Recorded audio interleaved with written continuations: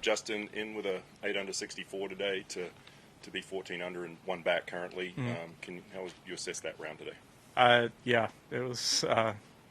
My first 9 was pretty fun. Just I was kind of in the zone, I guess. I don't really know, but you kind of want to elongate that as long as you can, but it's hard to do. I think if anyone ever figures out how to elongate that, they're they're going to be very successful. But no, it was a fun round. I had a comfortable pairing, and I've been playing well most of the year, so it was fun to see, I guess. So yeah.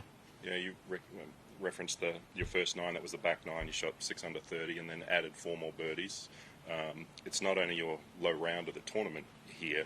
I think previous best was 65, but it's the first time in your tour career that you've made 10 birdies in a round. So when you think about that, how do you, I guess what I'm asking is, when you're out there, how do you process that as you're going? You don't think about it, it just happens, right? Yeah, you just kind of got to go with it as much as you can, kind of that flow state that everyone talks about. Yeah, you just kind of go with it as long as you can. And I was trying to, but it's for some reason, I don't know if it's the want for more or the want to hold on, like whatever it is,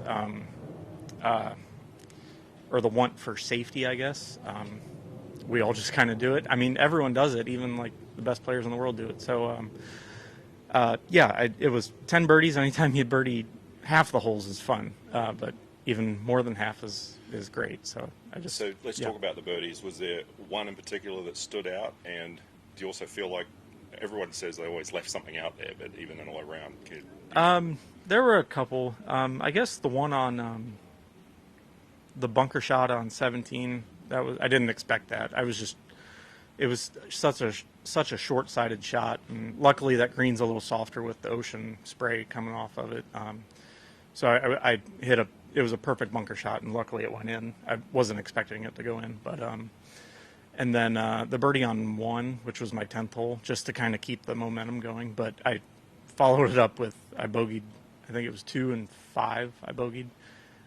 It's just, I mean, if you get on kind of the wrong side out here, bogeys are possible, so you just kind of hit to the fat part of the green and just kind of take your chances from there. Just describe the birdie at 1 that you mentioned. Yeah, I hit a perfect drive right down the middle, just a kind of a flighted 8-iron to about maybe 12 to 15 feet, somewhere in there, and Joel had a longer putt on my same line, and it broke more than I originally thought, so it was just kind of easy from there. So. Do you recall anything from the 65 that you shot here in round 2 in 22, and how does this compare with it?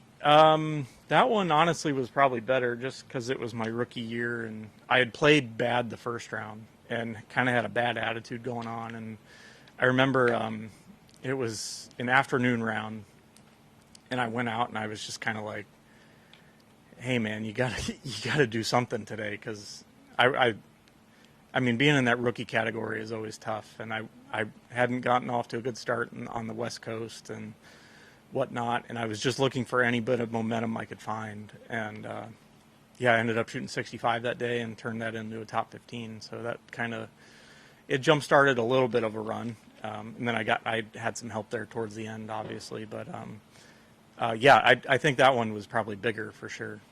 What do you think the one thing, the most rewarding thing or the most beneficial thing you've learned out here since your rookie year a couple of years ago? Oh, God.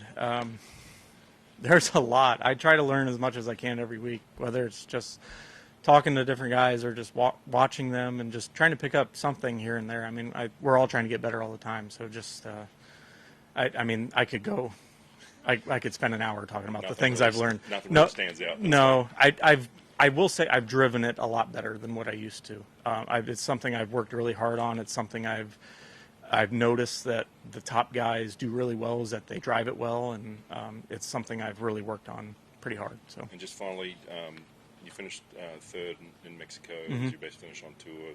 How would you assess your season so far? I would say better. I would have liked, obviously, more.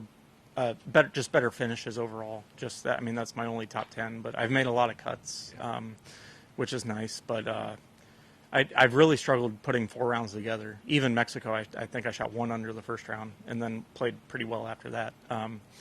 So yeah, just really trying to put 4 rounds together and kind of go from there. So What you playing this afternoon? rest, just find some AC and some good food and just kind of chill. So Appreciate it. yeah. I just want to ask you really quickly. You're Yeah. a former young hitter, LC on Yeah. top of the board. What did the no laying up guys mean to you earlier in your career to have that kind of support? No, it was cool. Yeah, just to be part of that, the young hitter group, I guess. I feel like we got more notoriety out of it more than anything. Just maybe more from a social media aspect. But no, the no laying up guys are great. They're probably my favorite golf podcast, golf social media group, whatever you want to call them. And I think they're just fun, and you learn a lot more about the game than you do from other things, for sure. So Awesome. Thanks, Justin. yeah, absolutely. Thank you guys. Good playing.